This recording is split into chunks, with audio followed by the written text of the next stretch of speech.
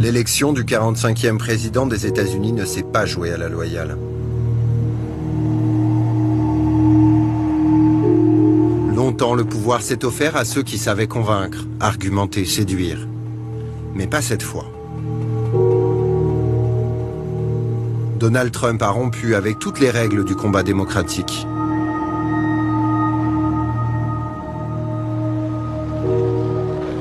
Il a érigé le mensonge en stratégie politique. Il a été soutenu par un clan qui veut imposer à l'Amérique sa vision réactionnaire du monde.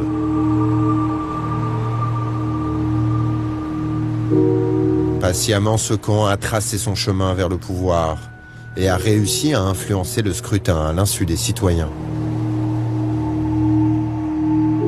Comment tout cela a-t-il été possible? Comment la démocratie américaine a-t-elle pu laisser faire? Mensonge, dissimulation, manipulation, trois armes qui expliquent cette impossible victoire. Ce film raconte comment la population américaine a été trompée, au point d'ouvrir à Donald Trump les portes de la Maison-Blanche.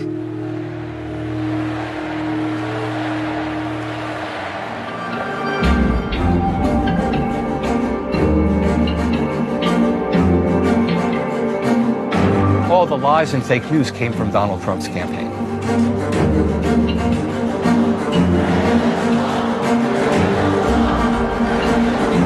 I think if Americans knew this was happening, they would be outraged.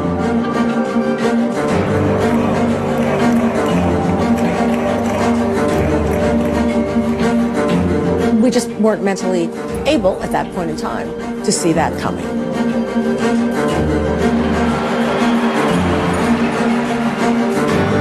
This is democracy taking place in darkness. It's not democracy.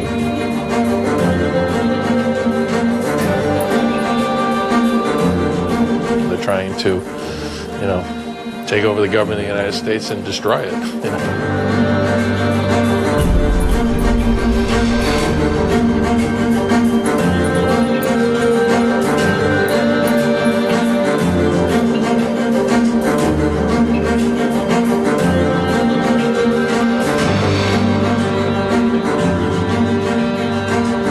I will present the facts plainly and honestly.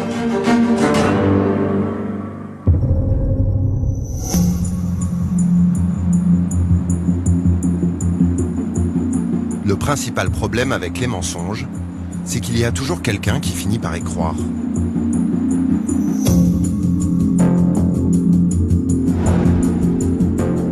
Staten Island à New York. Dans cet État majoritairement démocrate, ce faubourg fait figure d'exception. Les gens y ont majoritairement voté pour Donald Trump. C'est ici que vit Scott Lobaido, artiste patriote et surtout, grand soutien du nouveau président. He's unconventional. I am unconventional. I'm a New York City artist, and I've always been an outspoken. I'm selling him for $45 because he's the 45th president. There's a new sheriff in town. In other words, we're gonna clean house. We're gonna kick some fucking ass. Did he need the media to win the fucking election when it was stacked against him? It's always stacked against the Republican, no matter who would have won. The media is like that, and just like the ugly hatred, the obvious hatred.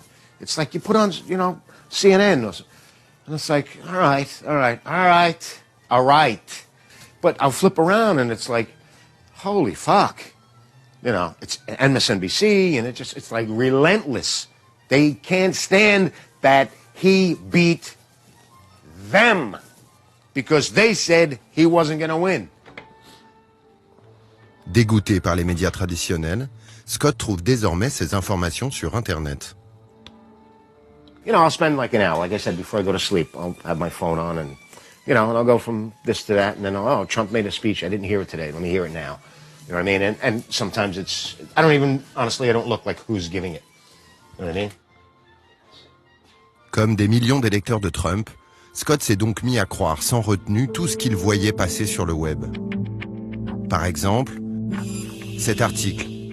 Trump croit que des millions de clandestins ont voté illégalement. Ou celui-là. Hillary Clinton a recueilli 800 000 votes illégaux. I'm not saying all 3 million are, but I'm sure a lot of them are. Absolutely.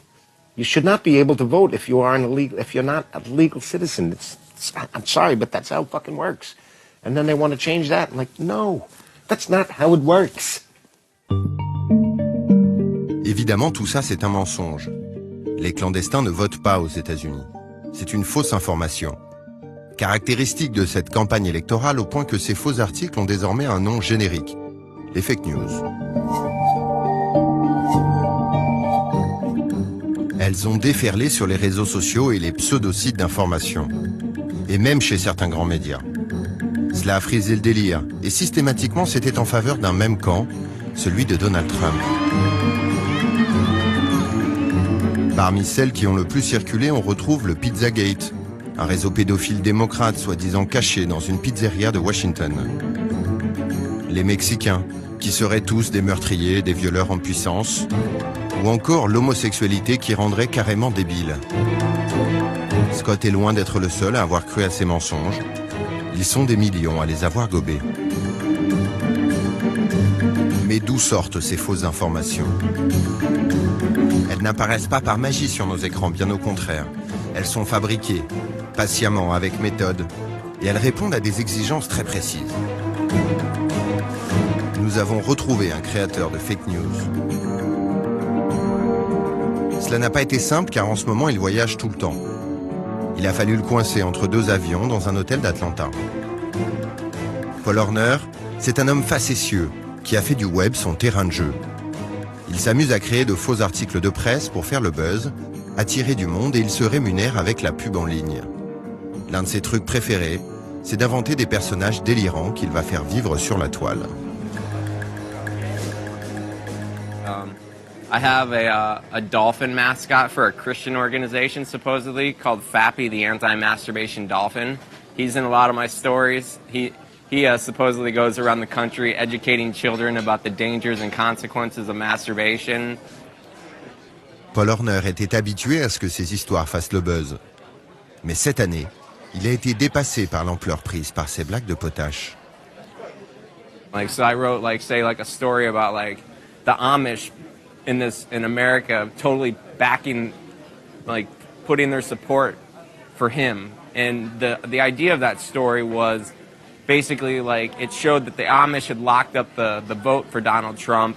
And I was trying to get his voters, to not go out and vote. Cet article, le voici. Tout a l'air vrai, à commencer par le faux site copiant ABC News. Mais en y regardant de plus près, on découvre la supercherie. Fausse citation de Trump qui dit que les Amish font le meilleur travail pour pas cher. Et la bio du faux journaliste qui écrit le papier, carrément surréaliste. Il aime passer du temps avec sa femme Anastasia, une Russe commandée par la poste et âgée d'à peine 2 mois. Aucune importance, de nombreux internautes y croient. Et pire encore, d'autres sites reprennent l'information, comme ce blog conservateur.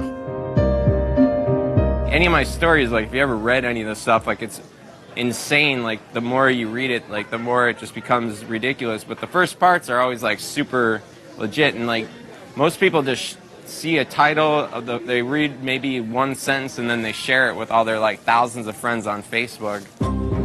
Un autre canular de Paul Horner a eu un certain retentissement.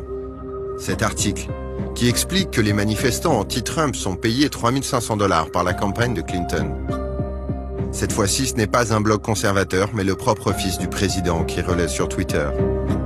Finalement, la vérité éclate. Even when I would write at the big bold letters this story is not real, I would do that on some of my major ones, and they would his major alt-right supporters, his right-wing conservative supporters, they would still share his stuff. Le souci, c'est que Paul est loin d'être le seul à produire des mensonges sur Internet. They try to make money and they try to pander to the alt-right and get more support and build their base. And they try to incite violence against Muslims and intolerance and racism. What they do is completely different than the other, fake news that's out there and other media sources like. En effet, comme Paul Horner, certains médias ont fait du mensonge leur ligne éditoriale. Mais eux, ce n'est pas pour rire. Leur but est politique.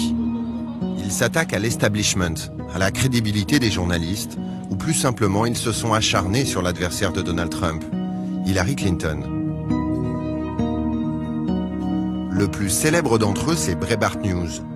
Style trash, iconographie racoleuse et informations mensongères. Sur Breitbart, on trouve des articles comme celui-ci. Le féminisme rend-il moche ? Ou celui-là. Préféreriez-vous que vos enfants aient le féminisme ou le cancer ? Autre obsession de Breitbart, c'est l'islam. L'Ouest contre l'islam, c'est la nouvelle guerre froide. Ou encore. Le politiquement correct protège la culture du viol des musulmans. C'est vulgaire, misogyne, raciste. Et ça sert une idéologie réactionnaire, l'ADN de Breitbart News.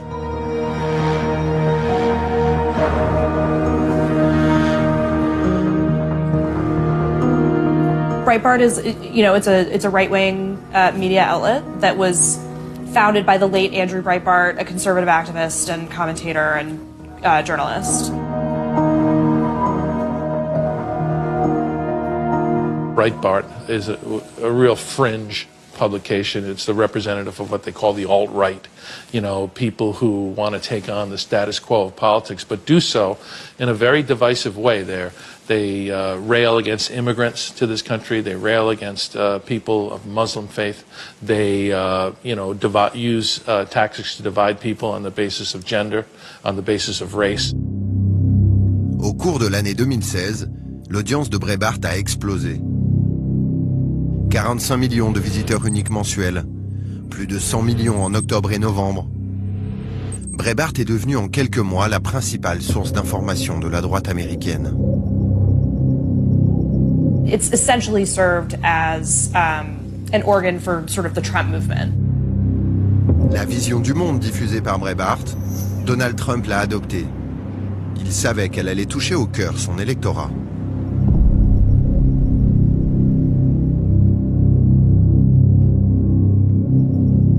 People wanted to describe the Trump voters as angry. I'm not sure they were angry. I think they were more fearful, worried, concerned, scared about the future. In the spring of 2016, if we looked at the people who were voting in Republican primaries, these people were very concerned about terrorism, very concerned about immigration. They saw the two of them working together as creating a threat, almost an existential threat to the United States. And this was something that was being spoken about by Donald Trump, and not necessarily by other Republican candidates.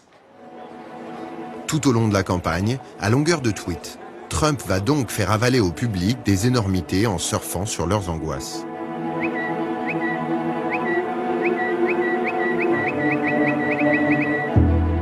Tad Devine fait de la politique depuis 40 ans. Pour lui, ce serait une erreur de penser que ces fake news n'ont pas d'impact sur le comportement électoral des Américains. Here's what's happening in our politics. People are consuming information in entirely different ways than we used to. When I started doing presidential campaigns, when Jimmy Carter, was in office, we turned on the news at 6:30 at night, and we'd watch 3 networks at once, and that was the way America essentially consumed news. Now there is a constant flood of information, both on television, in the cable environment, and particularly online. That online consumption of information is having a real effect on things, because what's happening is the legitimate media is being supplanted by, this fake news where people get information which sounds like it's real and true, but has no basis in fact. And in fact, much of it is just made up and delivered, by people who are attempting to, affect the outcome in an election by introducing false narrative and information into the flow of information. So, I think it does have a real impact. And, in a close election, that effect can be decisive. Le mensonge devient un argument politique à part entière, une arme de manipulation massive. Vous en doutez ? PolitiFact est une agence indépendante de vérification des discours politiques, très respectée aux USA. Elle a passé au crible les propos tenus par Donald Trump en 2016 et les a classés comme suit. Il y a le vrai, le quasiment vrai, le demi-vrai, le presque faux, le faux, et une dernière catégorie baptisée Pants on Fire, littéralement le pantalon en feu, en gros du délire. Et le résultat est sidérant. 18% de ces interventions sont du délire total, 33% sont entièrement fausses, 19% sont presque fausses, 15% de ces propos sont à moitié vrais, 11% presque vrais. Vous l'avez calculé vous-même, seuls 4% de ce qu'il a dit est vrai. À titre de comparaison, Hillary Clinton a prononcé 75% de propos presque, à moitié ou totalement vrais durant la campagne. Promu à ce point par le candidat, le mensonge circule en permanence chez ses partisans et de fait, s'auto-alimente. You have to look at our media landscape and how Americans get their news nowadays. Conservatives get their news only from Fox News or alternative sites like Breitbart. So that's the only news they see. And they view what they call the liberal media, the mainstream media, with distrust, and they don't believe the kind of CNN, New York Times, Washington Post. So they are only getting their news, or most of their news, from very slanted sources. And so what Trump will say, Trump picks up his information from those same news sources. These voters hear something, conspiracy theory on Breitbart News or something on Fox. Trump hears it too, says it, and the voter says, I've heard that on the news, and I heard that from President Trump. So he must be telling the truth. They're in a silo, and it's really hard to break that silo. So it's a self-reinforcing cycle of mistruths. Les mensonges ne sont jamais contredits, au contraire, ils sont renforcés. En particulier sur Facebook, la première source d'information de la population américaine. À partir de juillet 2016, l'audience des fake news augmente de manière exponentielle. Au mois de septembre, elle finit par dépasser celle des informations sérieuses sur le réseau social. En clair, il circule plus de mensonges que de vérités sur le web. La presse traditionnelle est balayée, impuissante. There's sort of a way that these campaigns have, traditionally been covered, and that model of campaign coverage was not sort of created with Donald Trump in mind. Trump's disregard for making true statements is something that a lot of reporters have had trouble dealing with because we're not used to it. We're not used to politicians or press people just sort of straight up lying. What they're going to try to do is to use their own wholly owned media, okay, like Breitbart and other, publications and media entities, to deliver their message to their audience, okay, the people who consume these media outlets. They also are going to attempt to delegitimize the mainstream media.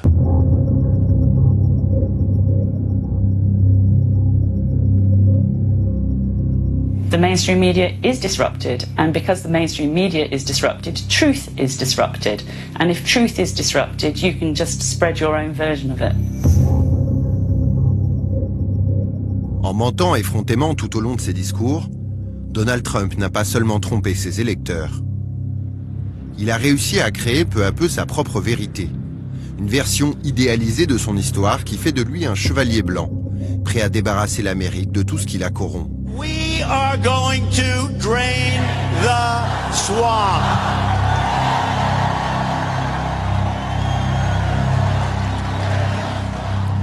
Assécher le marigot politique, ce slogan a permis à Trump de se forger une image d'indépendance. Il lui a surtout permis d'occulter la face sombre de sa campagne. Car le candidat républicain n'est pas l'homme seul qu'il prétend être. Il est en fait soutenu dans l'ombre par un réseau ultra puissant qui cherche à tout prix à imposer à l'Amérique ses idées réactionnaires.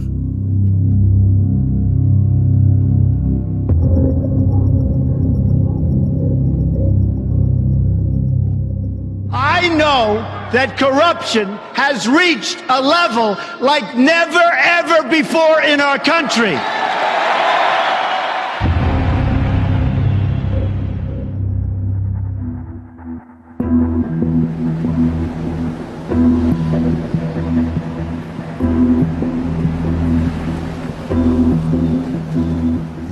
1383 Wilshire Boulevard, une adresse chic de Los Angeles.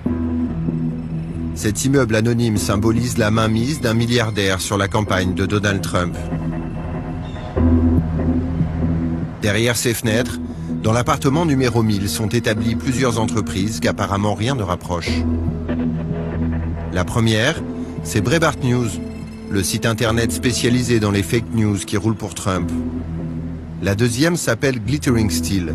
C'est une petite société de production audiovisuelle. Ces entreprises ont un point commun. Elles sont liées à un homme dont le grand public n'a jamais entendu parler. Un personnage mystérieux qui se cache derrière la victoire de Trump. Son nom, Robert Mercer. Robert Mercer a 71 ans aujourd'hui. Il est le PDG d'un fonds d'investissement, Renaissance Technologies, dont il a gravi les échelons un à un depuis 1993. Carol Cadwalader enquête depuis un an sur cet ingénieur informatique devenu milliardaire.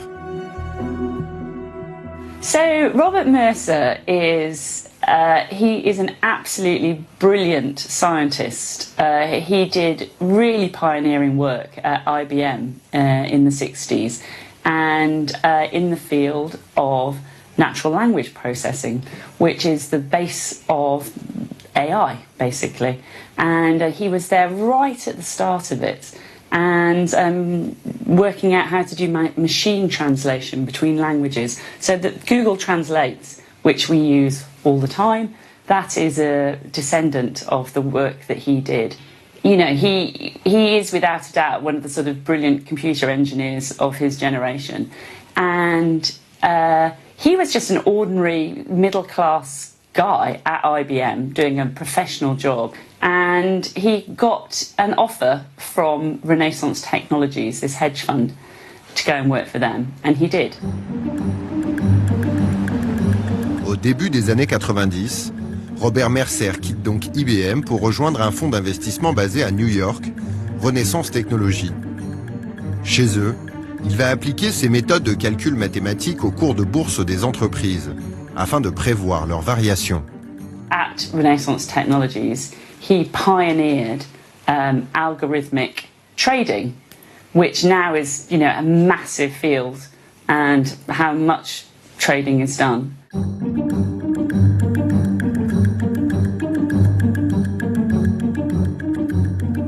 Renaissance saw something which still remains a bit secret about how to make profit in markets, but the origin of it is in applying advanced computer techniques to the data without worrying about a theory of where the economy is going or what are the actual meaning of the instruments you're trading. If you're buying wheat futures or if you're buying a car company share, you don't really care that it's a car company or that it's wheat.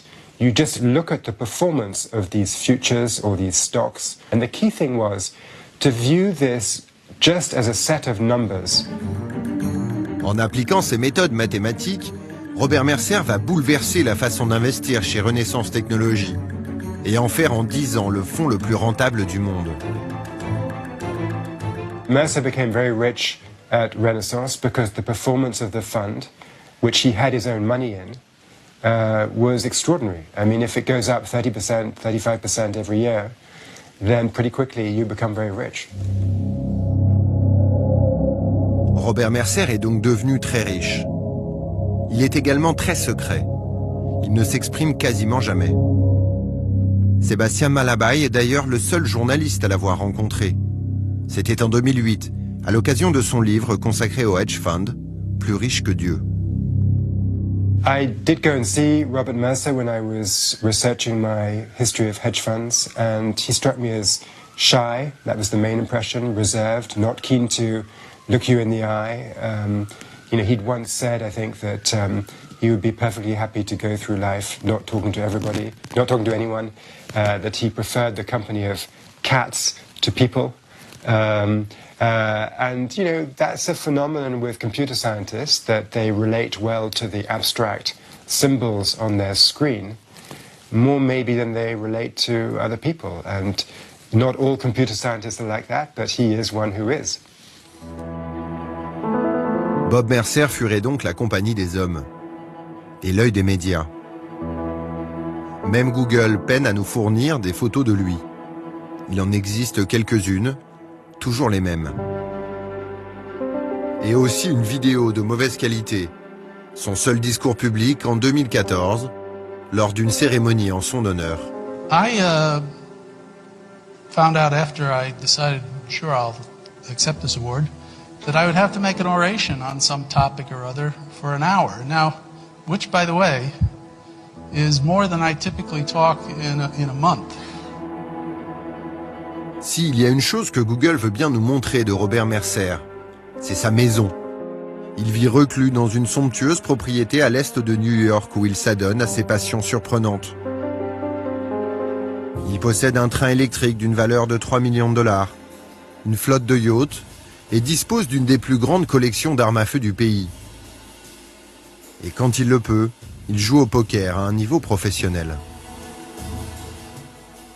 I think he has two qualities that suit him. The first is high intelligence and an ability probably to remember the cards that have been played and so forth. And the second is low emotion, not giving anything away. And those two qualities combined make you a good poker player.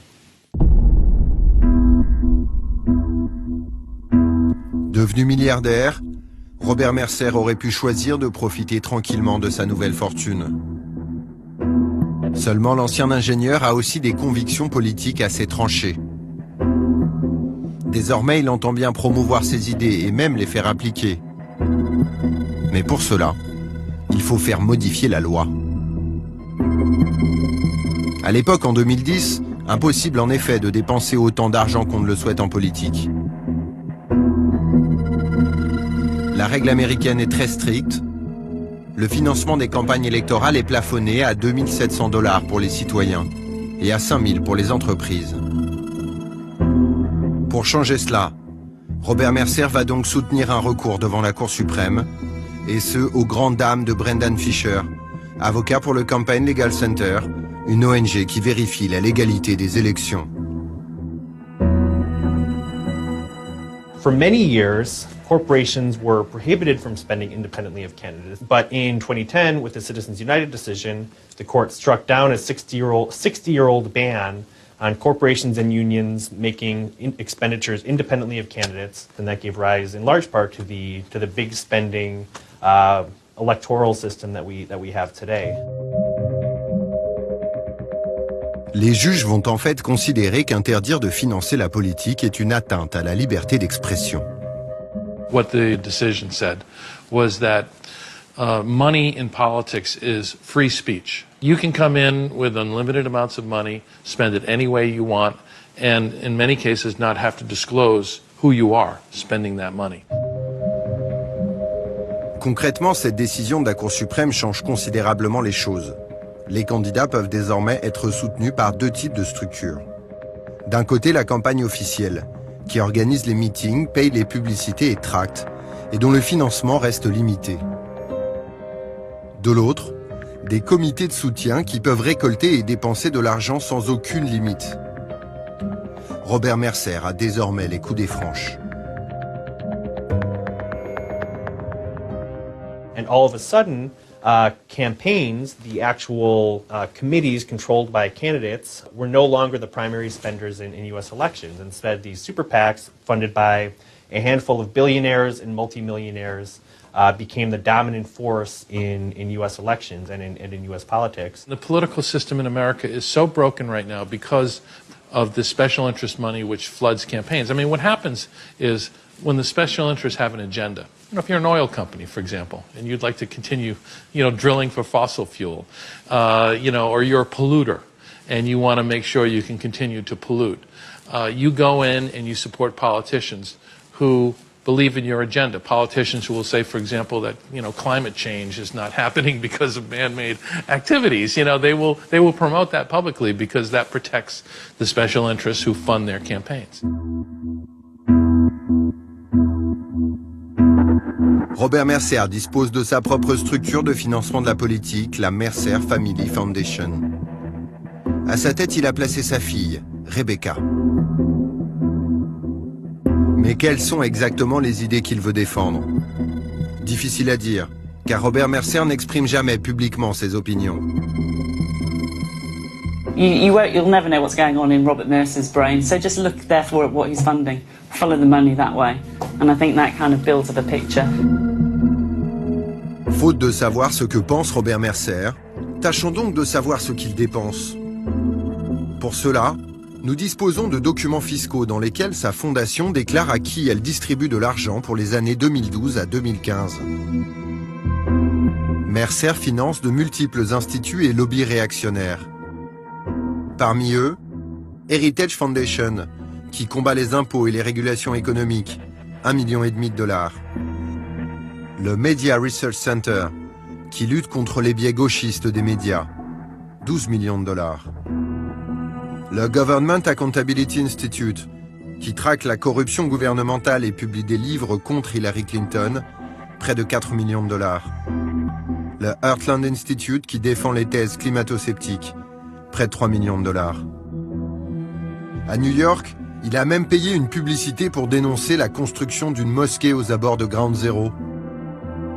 En 2 ans à peine, Robert Mercer devient ainsi l'un des 10 milliardaires les plus influents en politique, selon le Washington Post. Our system is completely corrupted by the special interest money that is flooding into campaigns at every level of politics.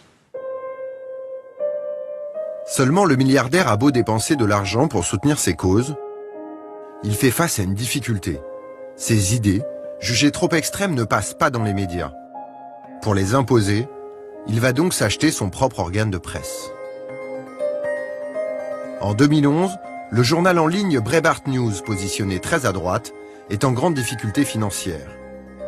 Bob Mercer sent l'opportunité. Il rachète Breitbart pour $10 millions. À sa tête, il place son homme de confiance, un homme de l'ombre que l'on retrouve à toutes les étapes de cette enquête. Un certain Stephen Bannon. Stephen Bannon, ancien trader chez Goldman Sachs, il devient producteur à Hollywood à la fin des années 90.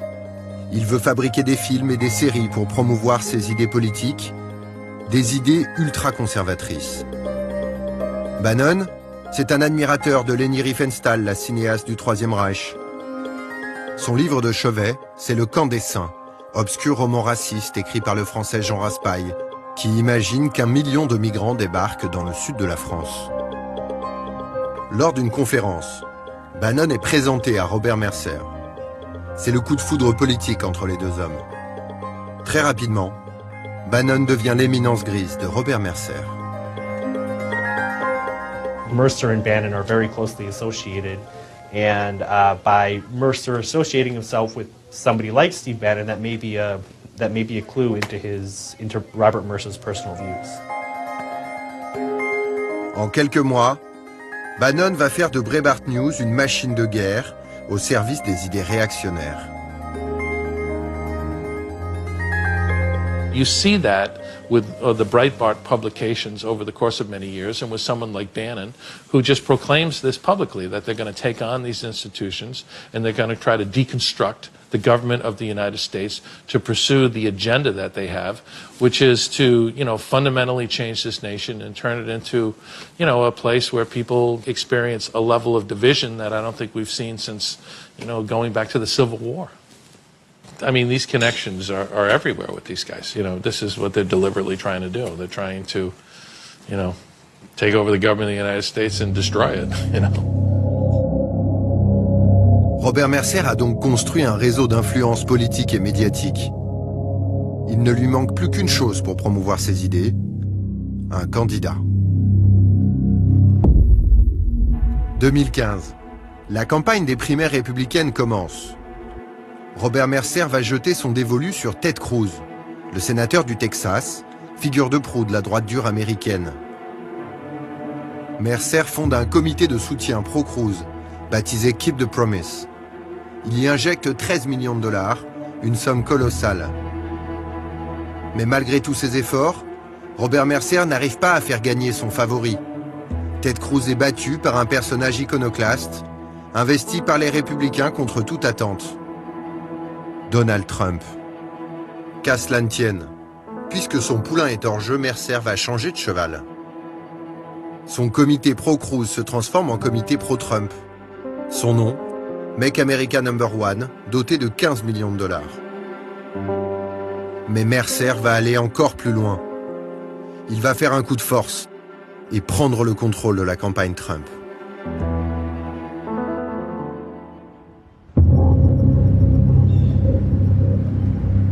Juillet 2016. Un dîner se tient dans un grand hôtel de New York.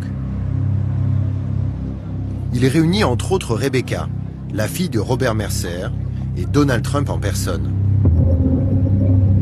Durant la soirée, Rebecca Mercer est très claire. La campagne de Trump est chaotique et peu professionnelle. S'il veut gagner, il doit tout changer. Elle lui offre une aide financière et médiatique. En contrepartie, elle impose au candidat républicain de remplacer son directeur de campagne par l'homme de confiance de la famille, Stephen Bannon. The chair of Make America Number One, Rebecca Mercer, whose family also funds the super PAC, was able to influence the Trump campaign to hire Stephen Bannon as campaign CEO. À l'issue de ce dîner, tout est joué. Steve Bannon devient directeur de la campagne de Donald Trump. Kellyanne Conway, qui dirigeait le comité de soutien des Mercer pour Cruz, devient numéro 2. David Bossie, un fidèle des Mercer, devient numéro 3. Robert Mercer a réussi son offensive. Ce trio qu'il a mis en place pilote désormais seul la stratégie du candidat républicain.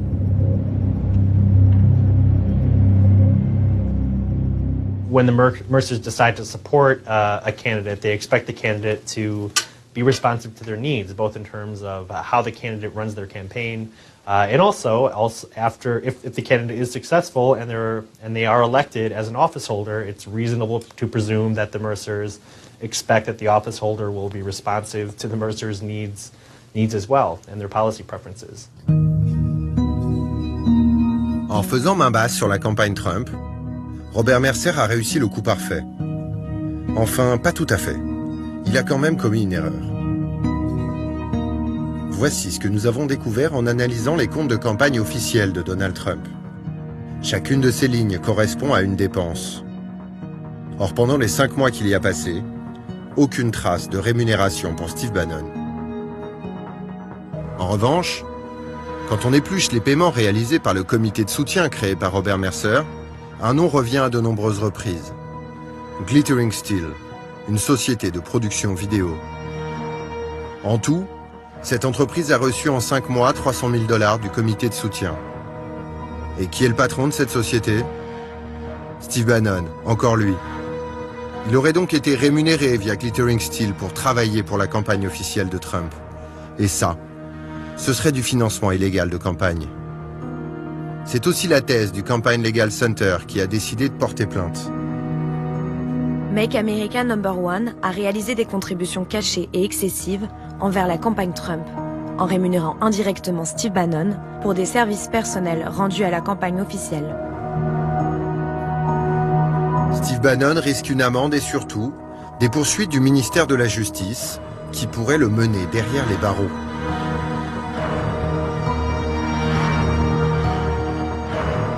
Bannon was not paid by the Trump campaign throughout the entire 2016 election cycle. The Trump campaign did not report any payments to Stephen Bannon or any firms associated with Stephen Bannon.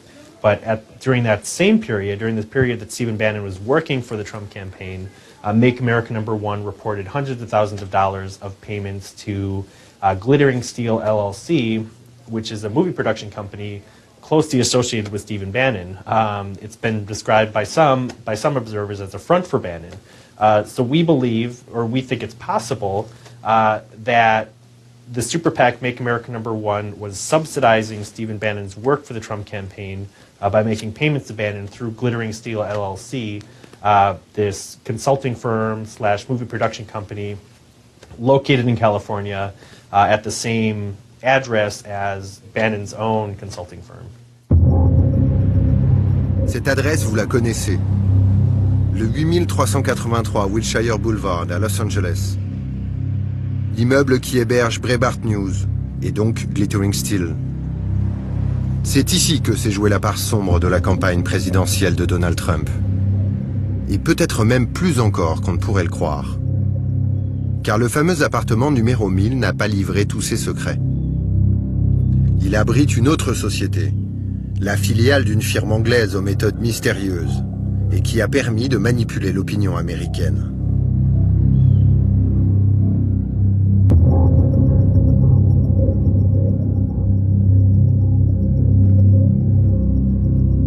There will be no lies. We will honor the American people with the truth and nothing else.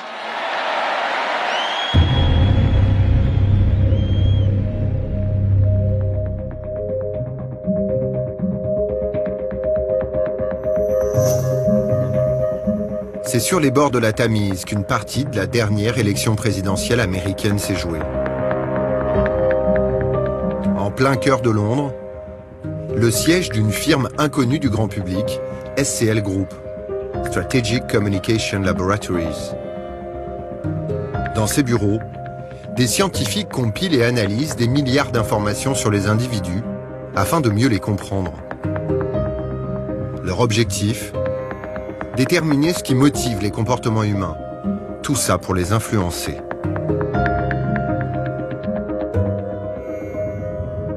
Strategic Communication Laboratories, c'est une entreprise qui a été fondée il y a 25 ans. Ils ont plusieurs branches, donc une branche militaire, une branche commerciale, donc pour des publicités classiques, une branche élection, une branche analytics. Ce qu'ils font, c'est vraiment de la psychologie. Donc ils essayent d'utiliser la psychologie pour influencer les gens. They specialize in PSYOPs, which is it's a military term, psychological operations. It's a whole discipline. It's an academic subject. It can be used in different ways. En effet, sur son site, la firme laisse peu de place au doute quant aux services qu'elle propose. La planification et l'évaluation de l'influence comportementale est idéale pour nos clients qui désirent utiliser l'influence pour régler un problème. Parmi ses clients, l'OTAN, le ministère de la Défense britannique, la NSA ou le département d'État américain. Pour eux, SCL a par exemple aidé à identifier les leaders d'opinion en Afghanistan afin de faciliter l'intervention américaine. Autre cas, SCL a organisé la communication autour d'une campagne de vaccination au Ghana. Mais l'entreprise peut aller beaucoup plus loin. Derrière cette façade se cachent d'autres pratiques.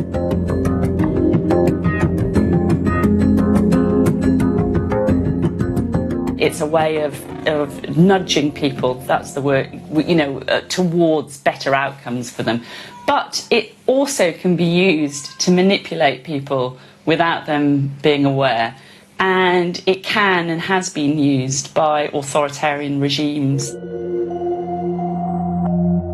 Derrière ces formules alambiquées, SCL propose clairement des services de manipulation de l'opinion. L'entreprise se vante par exemple d'avoir organisé des manifestations au Nigeria en 2007 pour peser sur les élections. SCL est également intervenu lors d'un scrutin sur l'île de Saint-Vincent aux Caraïbes, d'une façon assez surprenante. SCL Élections a aidé par exemple un candidat à se faire élire en engageant des gens pour aller mettre des graffitis sur les murs et créer un problème avec la jeunesse dans ce pays parce que leur candidat était prêt avec une réponse à ce problème. Donc ils ont vraiment créé un problème de toutes parts pour après le résoudre. Bref, SCL met en place des stratégies d'influence ultra ciblées. Et avec l'avènement du web, grâce aux milliards d'informations qui circulent, son business va prendre une nouvelle ampleur. And then suddenly what happened, I think in around 2012, is they discovered data. And they discovered what you could do with data. Pour se positionner sur ce nouveau marché, SCL Group va donc créer une nouvelle filiale aux États-Unis, dénommée Cambridge Analytica. Vers la fin 2013, il y a une société, Cambridge Analytica, qui est fondée au Delaware et qui, par après, est présentée comme une filiale ou un trade name aux États-Unis pour SCL Elections. Donc c'est vraiment l'idée de se cacher derrière cette autre structure, de se présenter comme les Anglais qui arrivent aux États-Unis, Cambridge Analytica, et qui vont offrir en gros les mêmes services.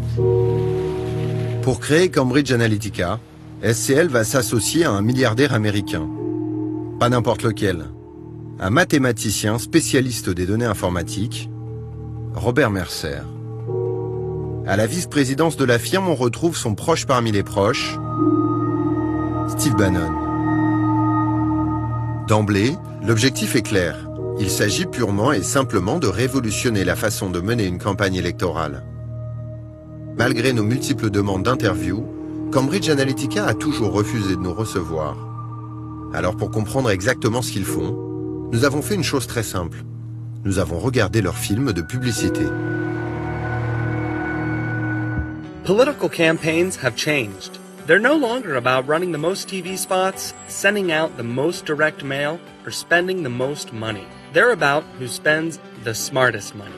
In today's political world, where campaigns are getting more expensive and elections are won by small but crucial numbers of votes, putting the right message in front of the right person at the right moment is more important than ever. This is where Cambridge Analytica and our revolutionary data modeling techniques can help. Dit comme cela, ça paraît très simple de gagner une élection. La réalité est plus complexe et surtout beaucoup plus obscure que Cambridge Analytica ne veut bien le dire. Car dès son installation aux États-Unis, la firme se lance dans une opération inédite. Compiler des millions de données sur la population américaine à son insu. Voici comment. Imaginons que dans cette voiture se trouve Monsieur X. Sans qu'il s'en rende compte et comme tout individu, il laisse traîner sur Internet des milliers d'informations personnelles. Son adresse, son âge, ses revenus, ses hobbies, ses achats, mais aussi sa religion, ou s'il possède ou non une arme à feu.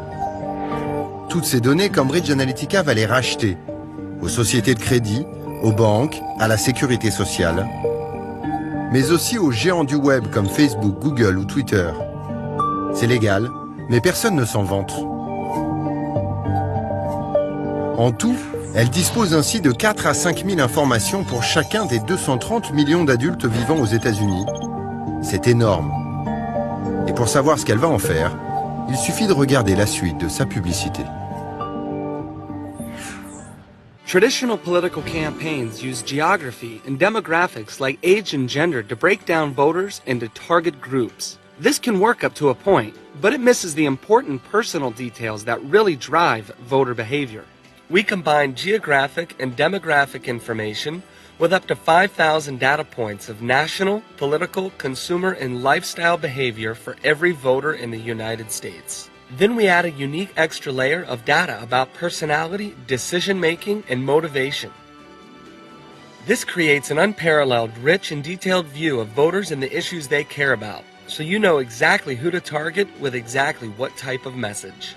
We call this behavioral micro-targeting.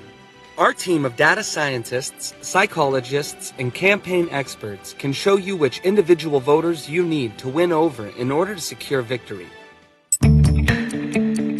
Non, nous ne sommes pas dans un film d'anticipation.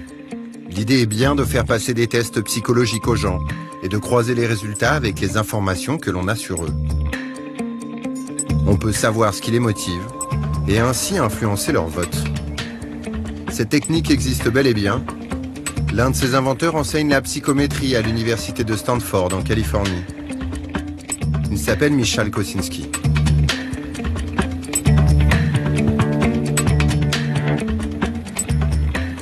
Psychometrics is basically a science of psychological measurement. So basically we have noticed that instead of using questionnaires to ask you about your thoughts, feelings, experiences, and past behavior, such as are you a well-organized person, you can basically look at your digital footprints and see whether you in fact are a well-organized person in the real life. Ces tests qui permettent de déterminer les traits psychologiques des individus s'appellent des tests Océan. Ils mesurent les personnalités selon 5 critères. L'ouverture, la conscience, l'extraversion, l'amabilité et la névrose. Concrètement, cela se passe via des questionnaires a priori anodins que l'on peut compléter sur certains sites comme ceux-ci. Quel super-héros êtes-vous? Quel personnage du Magicien d'Oz êtes-vous? Quel film êtes-vous? Michal Kosinski a créé en 2008 le plus célèbre de ces tests sur Facebook, baptisé My Personality, un questionnaire pour en savoir plus sur soi-même. The app became really popular. We had over 6 million people to take the questionnaire, and a large fraction of these people also donated their Facebook profile information to us. And from this information, you can use algorithms to transform this information into very detailed and very accurate intimate profiles. Du coup, Michal Kosinski dispose de la plus grande base de données psychométriques au monde. Une base qu'il peut croiser à loisir avec les profils Facebook des 6 millions de personnes qui ont répondu. De quoi en savoir long sur vous. So basically, you can turn your Facebook likes into an accurate prediction of your political views, religious views, your personality, intelligence, happiness, sexual orientation, or even whether your parents were divorced or not. People often ask me how accurate those algorithms are at predicting our intimate traits. And I think that a great example comes from our recent study where we have compared the accuracy of algorithms with accuracy of other people. So what we did, we took friends and family members of our participants, and we asked these friends and family members to fill in personality questionnaires in the name of our participants. Now, we would provide algorithm with a set of Facebook likes and have it do the same thing. So, based on your Facebook likes, try to predict your personality.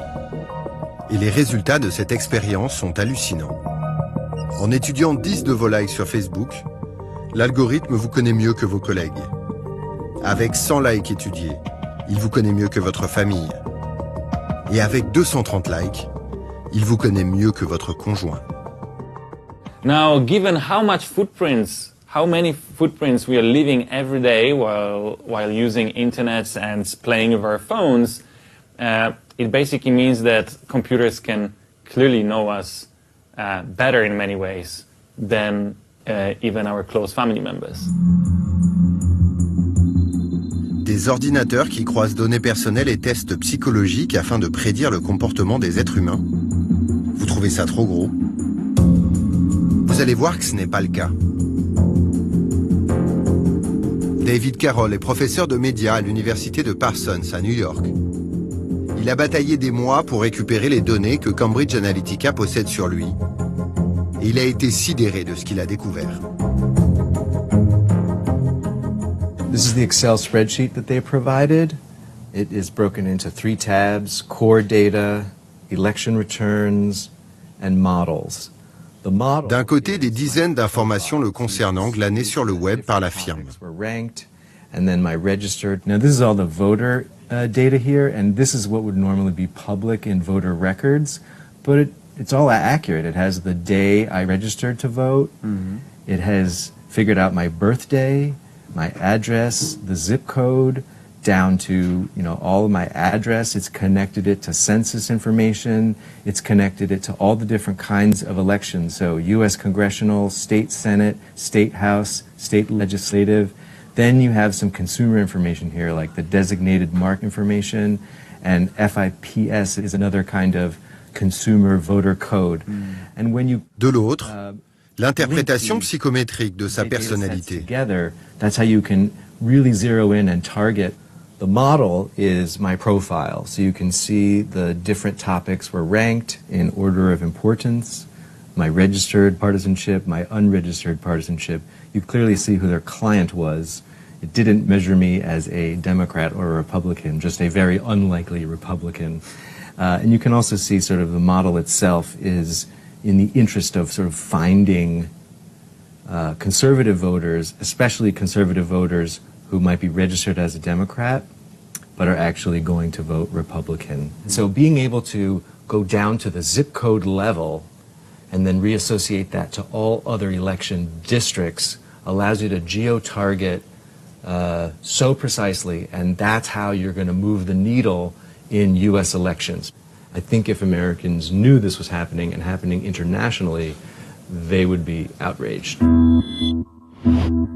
Financé par Robert Mercer et dirigé par Steve Bannon, Cambridge Analytica propose tout naturellement ses services au candidat Donald Trump. Pendant plusieurs mois, celui-ci refuse cette offre, mais un événement inattendu de l'autre côté de l'Atlantique va le faire changer d'avis. Total number of votes cast in favour of leave was 82,000. Le 23 juin 2016, au Royaume-Uni, coup de tonnerre. Les Britanniques choisissent par référendum de quitter l'Union européenne. Personne ne s'y attendait. Le camp du Brexit a mené une campagne très offensive sur Internet. Et grâce à qui? Cambridge Analytica. Carol Cadwalader a rencontré Andrew Wigmore, le directeur de la communication du Brexit, pour lui demander quels étaient leurs liens avec la firme psychométrique. So I went out for a coffee with Andy Wigmore, and he was the one who told me that Nigel Farage, the head of UKIP, was good friends with Robert Mercer, with the Mercer family. So, and that sort of was like, oh, well, that was very interesting, because that wasn't in the public domain at that time. And he said that it was the Mercers who had introduced them to Cambridge Analytica and had suggested that they use their services. And Andy Wigmore said, well, you know, we're all part of the same family. You know, they wanted exactly what we wanted. And so it was perfectly, you know, it was friends helping friends. So that's why Cambridge Analytica, we didn't give them any money. They were just happy to help us. À la fin du mois de juin 2016, la collaboration entre Trump et Cambridge Analytica est actée. Le 29 juillet, un premier paiement est envoyé à l'entreprise anglaise. On en retrouve la trace dans les comptes de campagne. En tout, et en 4 fois, ce sont près de 6 millions de dollars qui seront versés à Cambridge Analytica entre juillet et octobre 2016. Dans le même temps, le comité de soutien à Donald Trump financé par Robert Mercer va lui aussi verser 5 millions à Cambridge Analytica. En définitive, la firme anglaise touchera donc 11 millions de dollars pour s'occuper de la campagne Trump.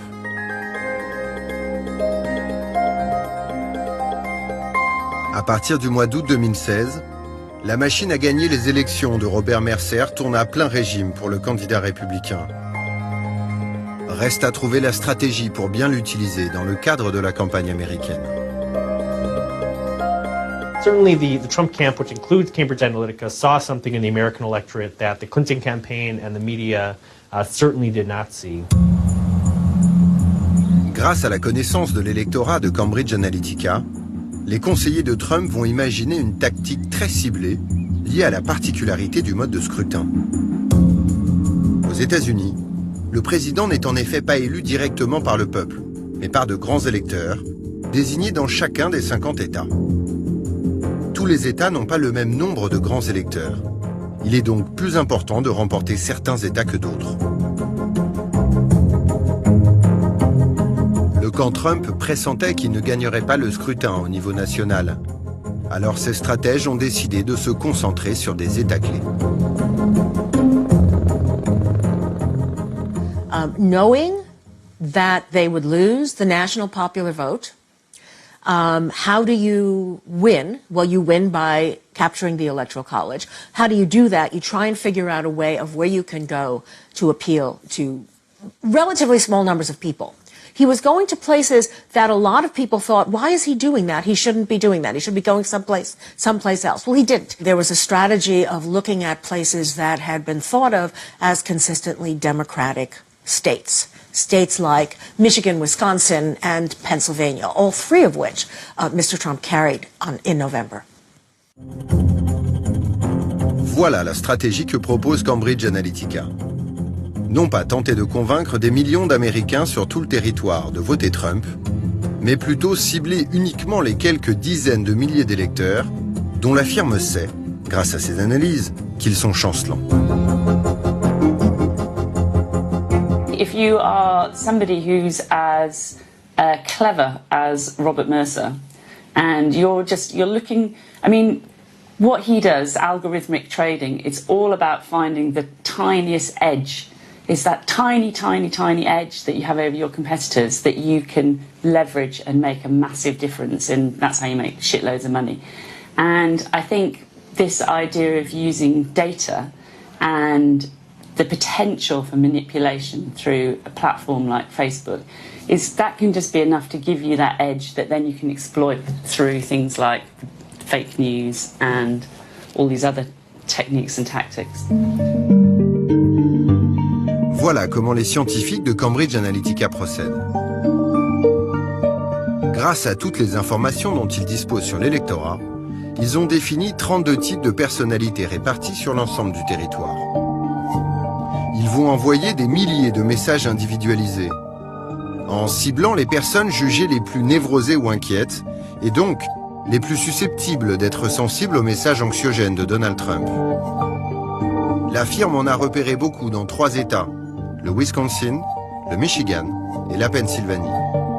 3 États qu'elle estime pouvoir faire basculer en faveur de Trump. Dans un communiqué de presse, Cambridge Analytica explique d'ailleurs ouvertement sa stratégie. Quand dans les dernières semaines de scrutin, les scientifiques de la firme ont recalculé l'abstention potentielle et du coup recalibré leur modèle pour montrer comment Donald Trump pouvait l'emporter, le candidat républicain s'est rendu plusieurs fois dans les États du Michigan et du Wisconsin. Reste une question sur laquelle la firme anglaise ne s'étend pas.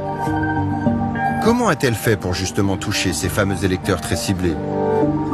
Eh bien, elle l'a fait à leur insu, en utilisant une fonctionnalité méconnue du réseau Facebook, le Dark Post. L'idée, c'est qu'une entreprise ou une page Facebook peut sortir un message pour une population déterminée et que ce message soit seulement visible pour cette population-là. Le message ne va pas apparaître sur la page. Donc, dans un contexte électoral, ça veut dire que des candidats peuvent parler à des individus sur Facebook avec des messages potentiellement négatifs contre l'autre candidat, mais que les journalistes, par exemple, ne sauraient pas que ça se fait. Parce que ces messages ne vont pas apparaître de manière publique.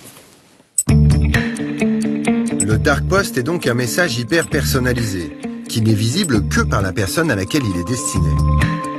Concrètement, comment ça se passe? Reprenons Monsieur X.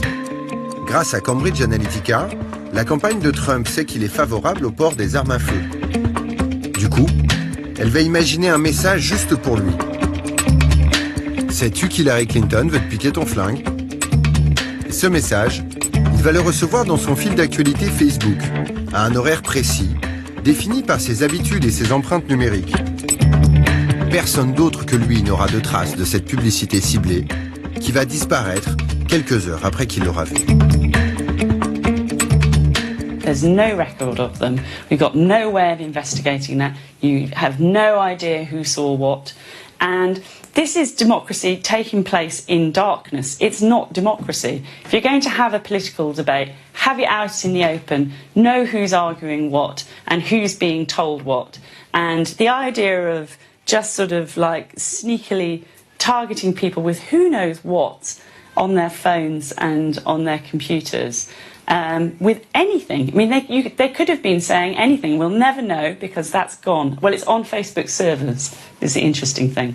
But they're not giving it up. Cette offensive numérique sur la campagne s'est concentrée sur les dernières semaines. Et le 8 novembre 2016, contre toute attente, le Wisconsin bascule pour 23 000 voix en faveur de Trump. Le Michigan pour 11 000. Et la Pennsylvanie pour 43 000.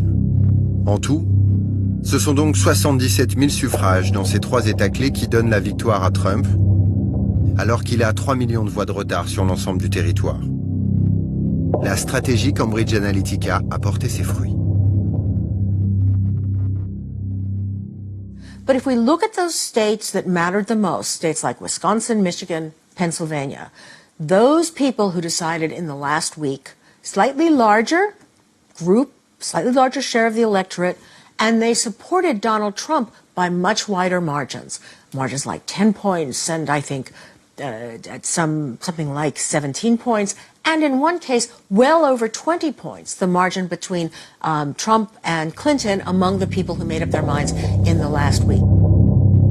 we can see that approximately 70,000 voters made the decision for everyone else because they were the ones in the districts that ended up deciding. Ultimately, I think this highlights as well how our electoral college system is a vulnerability, that if software and data allows the most important voters to be easily found, it ends up diminishing the vote of everyone else effectively. Politics and democracy was the next industry to fall. We knew that technology had interrupted newspapers and journalism and music, and it was like, actually, here it is. We've been talking all this time about how great, you know, technology is at disrupting things. It's like, oh yeah, we're looking for the next disruptive technology. And I was like, well, actually, this is technology disrupting politics. And it's not just politics, it's democracy. And Donald Trump is the great disruptor.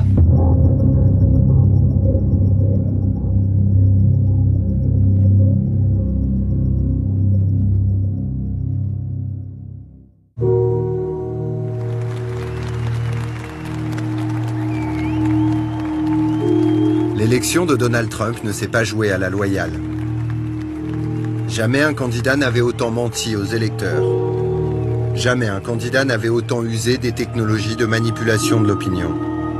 Jamais un candidat n'avait autant été soutenu par un clan prêt à tout pour accéder au pouvoir.